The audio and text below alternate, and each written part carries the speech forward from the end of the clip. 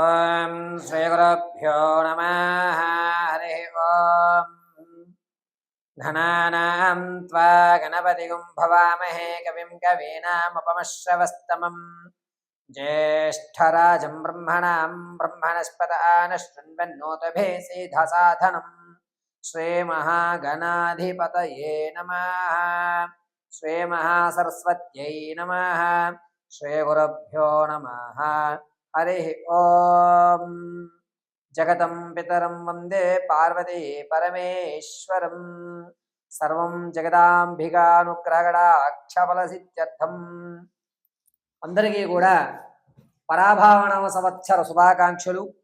ఈ సంవత్సరం అంతా కూడాను ప్రతి ఒక్కరూ ఆనందకేలి విలాహితాలతో అనుకున్నటువంటి పనులు పూర్తి చేస్తూ ధర్మమైనటువంటి కార్యక్రమాల్లో అత్యంత విరివిగా పాల్గొంటూ సధర్మాన్ని పరిరక్షిస్తూ పరిపూర్ణమైనటువంటి కార్యక్రమాలు దిగ్విజయం గావిస్తూ మీ యొక్క మనోవాంఛనలు పరిపూర్తిగా జగదాంబిగా తీర్చాలని కోరుకుంటూ ఈ పరాభావనవ సంవత్సరం కాలమాన పరిస్థితుల ప్రకారంగా దేశ భవిష్యత్తు ఏ విధమైనటువంటి విధి విధానాలతో ఈ సంవత్సరం ఉండబోతోంది అనేటువంటి విషయాన్ని పంచాంగ శ్రవణంలో మనం వివరించుకున్నట్లయితే కనుక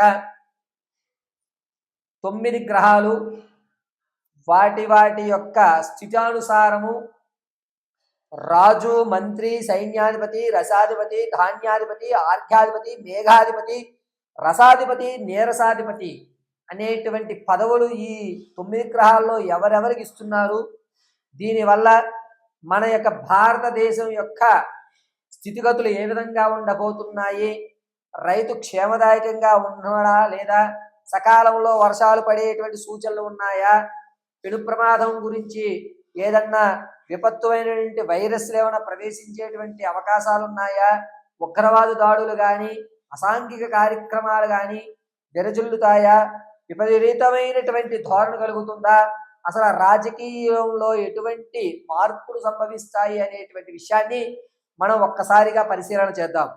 ఇందులో ఈ సంవత్సరంలో రాజుగా గురుగ్రహానికి రాజస్థానాన్ని ఇవ్వడం వల్ల రాజకీయం అత్యంత మనోరంజితంగా ఉంటుంది. రాజకీయంలో ఎప్పుడూ లేని కొత్త కొత్త పొంతలను చూస్తారు, వినూత్నమైన మార్పులు జరుగుతాయి. అంతేకాకుండా ఏ రాజకీయ నాయకుడిని కూడా ప్రజలు నమ్మేటువంటి ధోరణి కనబడదు. రాజకీయ నాయకులు స్వలాభం కొరకు మాత్రమే పనిచేసేటువంటి ఆలోచనలు కలుగుతున్నాయి. ఈ రాజస్థానం గురుడికి ఇవ్వడం వల్ల ఇతర దేశాలన్నీ కూడా మన దేశం యొక్క ఖ్యాతి అనేటువంటిది పెరుగుతుంది. ఆ ఖ్యాతి పెరగడంతో మన దేశం వైపు తొంగి చూడడము, క్రీడా రంగాల్లో మనదంటూ ఒక ప్రత్యేకమైన గుర్తింపు ఏర్పడటం అనేటువంటి ఈ సంవత్సరం జరుగుతుంది. పైగా మన భారతదేశ చరిత్ర ఈ సంవత్సరం ఖచ్చితంగా అన్ని దేశాలు పాకి భారతదేశం యొక్క ఖ్యాతి అనేటువంటిది నిలబడే స్థాయిలో ఉంటుంది. అంతేకాకుండా మంత్రిస్థానం కుజుడికి రావడం వల్ల బంగారము, ఎత్తడి, పత్తి, బొగ్గు వీటి ధరలు అమాంతం పెరగడం, పైగా ఆలోచన విధానాల్లో వర్తకుల యొక్క ఆలోచన విధానాల్లో అన్నీ కూడా మారడం, కొత్త కొత్త టెక్నాలజీ అనేటువంటి అభివృద్ధి చెందడం జరుగుతోంది. ఈ మంత్రిస్థానం కుజుడుకు ఉండడం వల్ల విద్యార్థులకు కాస్త గడ్డుకాలంగా ఉందని చెప్పవచ్చు. విద్యారంగంలో అనేకమైన అవకతవకలు బయటపడేటువంటి సూచనలు బాగా కనబడుతున్నాయి. ఇక సైన్యాధిపతిగా చంద్రుడు ఇవ్వడం వల్ల ప్రతి ఒక్కరూ కూడా కన్ఫ్యూజ్ అయిన వాతావరణంతో నడుస్తుంటారు. వచ్చేటువంటి మే దగ్గర నుంచి ప్రారంభం చేసుకున్న అక్టోబర్ వరకు కూడాను అనేక రకమైనటువంటి కొత్త వ్యాధులు చెవి చూసేటువంటి విషయం ఈ భారతదేశానికి కనబడుతోంది. ఈ కొత్త వ్యాధులు చర్మానికి సంబంధించి కానీ ముక్కుకు సంబంధించి కానీ అనేకమైనటువంటి ఇబ్బందులు కలిగే విధంగా గోచరిస్తోంది. ఇక సైన్యాధిపతి శుక్రస్థానం ఉండడం వల్ల భారత సైన్యం కొత్త ఆయుధాలను ఎగుమతి చేసుకోవడం, టెక్నాలజీ ఉపయోగించుకోవడం, శత్రు దేశాల మీద జయకేతనం ఎగరవేయడం, మనదంటూ ఒక ప్రత్యేకమైన గుర్తింపు ఈ సైన్యంలో ఉన్నటువంటి ప్రతి ఆర్మీ వారు కూడా ఉన్నతమైనటువంటి ఆలోచన విధానంతో ఉండడం, మన యొక్క ఆర్మీ భద్రత మరి కాస్త పెరగడం అనేది జరుగుతూ ఉంటుంది. ఆర్ఘ్యాధిపతి చంద్రుడు అవుతూ ఉండడం వల్ల పంటల్లో కాస్త ఇబ్బందులు కలుగుతున్నాయి. కొత్త కొత్త పొంగణాలకు వెళ్ళి రసాయనాలతో మాత్రమే పంటలు ఎక్కువ పండేటువంటివి, భూసారం తగ్గిపోయేటువంటి అవకాశం లభిస్తోంది. ఇక మేఘాధిపతి చంద్రుడు అవుతూ ఉండడం వల్ల వర్షాల్లో ప్రభావంలో సకాలంలో పడవలసిన వర్షాలు అకాల వర్షాలుగా పడటం, లేదా వడగళ్ళ వాళ్ళు రావడమే కానీ వాతావరణంలో అనేకమైన మార్పులు రావడం వల్ల కుండపోతగా వర్షాలు కురిసి రైతుకి ఇబ్బందిదాయకమైన వాతావరణం కలుగుతూ ఉంటుంది. ఇక రసాధిపతి సూర్యుడు అవుతూ ఉండడం వల్ల పళ్ళ యొక్క ధరలు పెరుగుతాయి.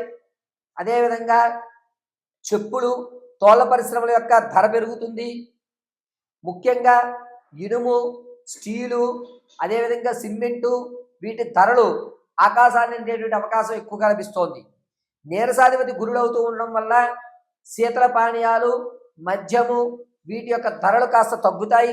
అంతేకాకుండా కొబ్బరి బొండాలని కానీ, శీతల పానీయాలు కానీ, ఈ యొక్క ఆహార పదార్థాలు కానీ రేట్లు కాస్త దిగి వచ్చేటువంటి అవకాశం గోచరిస్తూ ఉంటుంది. ఇక ఈ సంవత్సరంలో ఎక్కడా కూడా గ్రహణాలు అనేటువంటివి లేవు. మన భారతదేశంలో ఈ సంవత్సరంలో 3 గ్రహణాలు కూడా మనకి కనబడటం లేదు. ఎటువంటి నియమాలు కూడా ఈ సంవత్సరంలో పాటించవలసిన అవసరం లేదు. ఇక ముహూర్తాల విషయానికి వస్తే మూడాలు అనేటువంటివి 15వ తారీఖు జూలై నుండి ఆగస్టు 17వ తారీఖు వరకు కూడా గురుమూఢమి, శుక్రమూఢములు కలుస్తున్నాయి. ఈ మూడాలు అనేటువంటి వాటిలో వివాహము, ఉపనయనము, గృహప్రవేశము, మట్టి పనులు, భూమి పూజ, ఈ 5 కార్యక్రమాలు చేయడానికి అవకాశం లేదు. అయితే ఈ సంవత్సరం అంతా కూడాను ఉన్నతమైనటువంటి స్థితిగతులు, మార్పులు అనేటువంటి చర్యలు సంభవిస్తున్నాయి. ఈ సంవత్సరంలో మన భారతదేశ యొక్క ఖ్యాతి పెరగడం, దాంతో పాటుగా అనేక రంగాలలో ఊహించినటువంటి పథకాలు మన వాళ్ళు సాధించడం జరుగుతుంది. భారతదేశ పటుత్వం, భారతదేశం యొక్క గౌరవం అనేటువంటిది ఈ సంవత్సరం దిశలు వ్యాపించి భారతదేశానికి ఒక ప్రత్యేకమైనటువంటి గుర్తింపు మాత్రం లభిస్తుంది.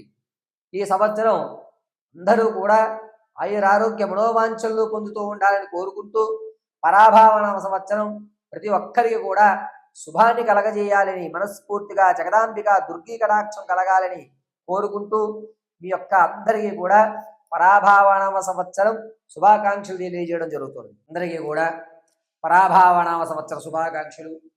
ఈ సంవత్సరంలో ఏ రాశి వారి యొక్క ఫలితాలు ఏ విధంగా ఉండబోతున్నాయి, ఏ రాశి వారు ఆర్థికంగా స్థిరత్వాన్ని ఏర్పరచుకుంటున్నారు, ఈ సంవత్సరం అన్నా సరే అప్పుల బాధ నుంచి గట్టెక్కేటువంటి అవకాశం ఉంటుందా, నరఘోష ప్రభావం ఎక్కువగా ఉన్నటువంటి వాళ్ళు ఎటువంటి నివారణలు చేయాలి, అంతేకాకుండా మేషం నుంచి మొదలు పెట్టుకుని మీనరాశి వరకు కూడా ఏ విధమైన ప్రమాదాలు కానీ, శత్రువులు కానీ, అదేవిధంగా మీరు పడేటువంటి అనేక ఇబ్బందుల నుంచి ఏ దేవతామూర్తిని ఆరాధన చేస్తే ఈ సంవత్సరం అంతా కూడా మీకు శుభమైనటువంటి ఫలితాలు లభిస్తాయి అనేటువంటి విషయం.